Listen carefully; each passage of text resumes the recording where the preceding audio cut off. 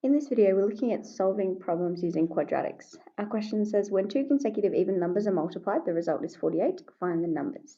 On the right-hand side here, we have a general formula to follow for solving our quadratic equations. Let's start by defining the variables. We're looking for two numbers here. So let's say the first number equals x. They are consecutive even numbers. So consecutive even numbers are 2 and 4, 8 and 10, 14 and 16, and they're two numbers apart. So our second number, if it's the next consecutive even number, will be 2 larger than the first one, so x plus 2. We can draw a sketch if appropriate, but it's not required here because we're just looking for numbers. So we need to write our equation. We know these two numbers are multiplied together and the result will be 48. So we have our first number x times by x plus 2, and we'll write that in brackets, equals 48. Then we need to rearrange into the standard form of a quadratic equation. So we expand our brackets and we have x squared plus 2x equals 48. We subtract 48 from both sides to give us x squared plus 2x minus 48 equals 0. Then we need to solve our equation. So we've got two methods of solving. We can either factorize and use the null factor law, or we can use the quadratic formula. I'm going to use the null factor law.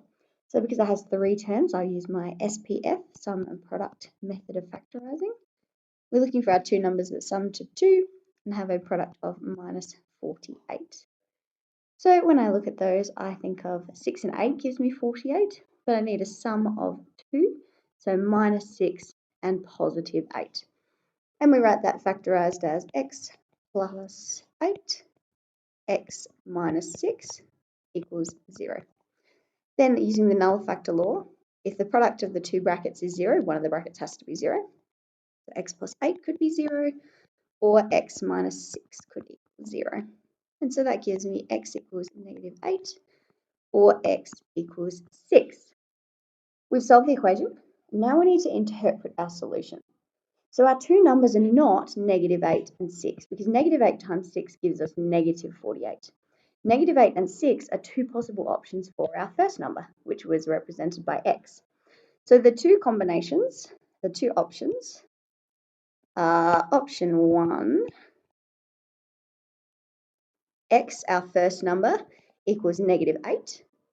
And so x plus 2, our second number, would be negative 6. And our second option, option 2, is that x equals 6. Our first number is 6.